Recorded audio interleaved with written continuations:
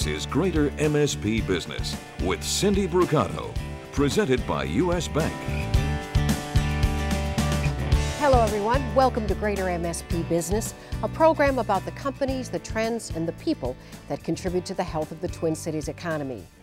Real estate, particularly residential real estate, was the jewel in the crown of the Twin Cities economy, and then came the recession of 2007, caused in large part by the burst of the housing bubble.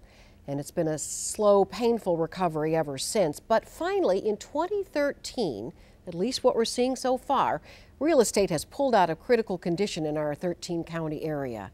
Emily Green is president-elect of the Minneapolis Area Association of Realtors. She's with us this morning to give us some good news and predictions as to what is going to happen to this recovery, at least in the forthcoming 6 to 10 months. Sure. Good morning. Good morning. And yes, finally, we have very good news. We have a year-over-year price increase of about 11% in the metro area, which we've really been waiting to see those strong numbers reoccurring.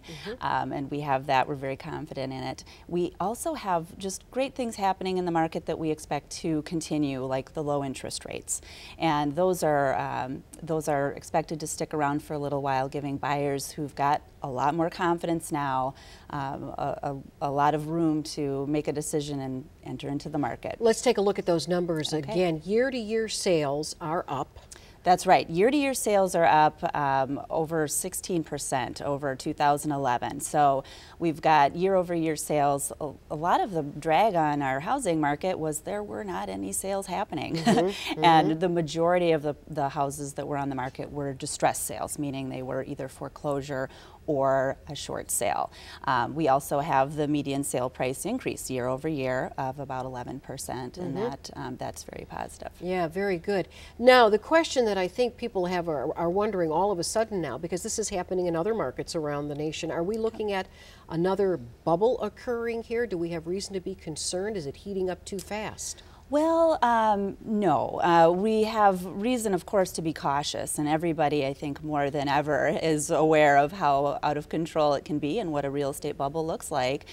We've all got our eye on it. What we had happen that was so unusual in the early 2000s is we had a normal seller's market, a buying and selling cycle where the seller's market was coming, and then with the easy money, that just threw fire on that seller's market and it exploded.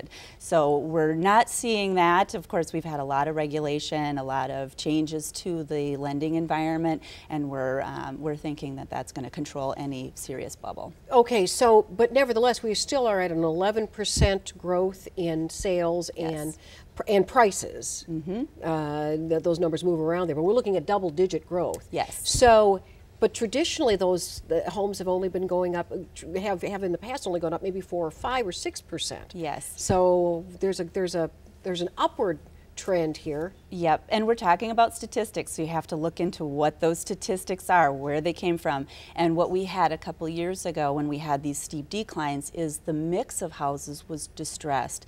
The lender-mediated properties, short sales. We didn't have traditional sales. Now we're starting to see traditional sales come into the market, into those numbers, and that's increasing them a little bit more than you would see if we were comparing apples to apples.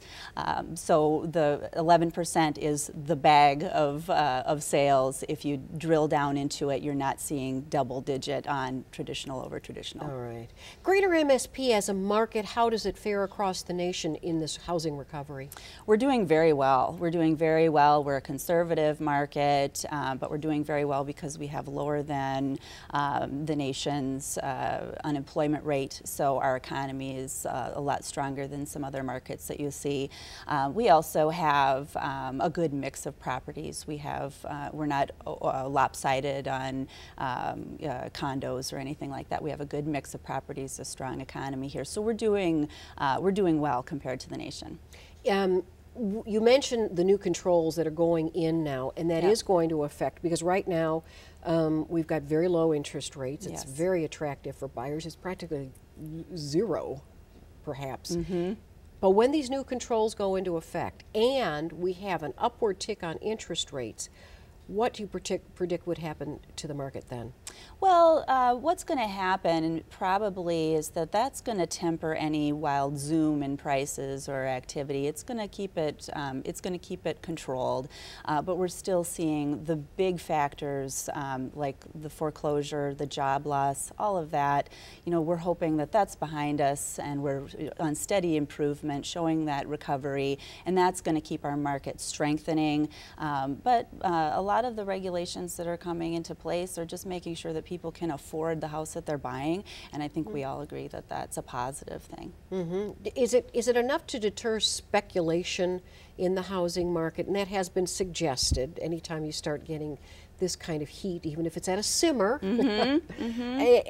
are there speculators out there, people that are buying just because they're going to just take a chance that this house at this price is going to go up another 15% in a year and a half? Well, there, of course, are speculators out there, and a lot more than we would see without the positive turn in the market.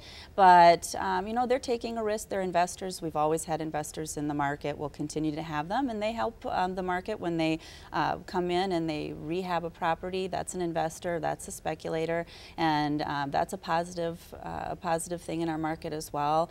We're not seeing out of control speculation where people are picking up a lot of properties, leaving them vacant, letting them go into foreclosure. That's what you should fear with speculation. But if it's a true increase in market value and someone makes some money, that's the way we do it. Well, and that has been what the average homeowner has counted on in the past, that this is not only the place where I live, this is an investment. This is a good place to put my money.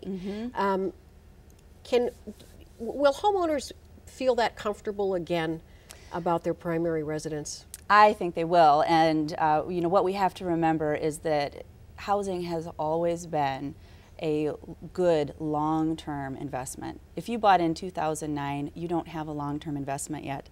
So over time, it's always been a good long-term investment, and you know, that's a wonderful thing. The long-term investment of maybe not having a mortgage one day.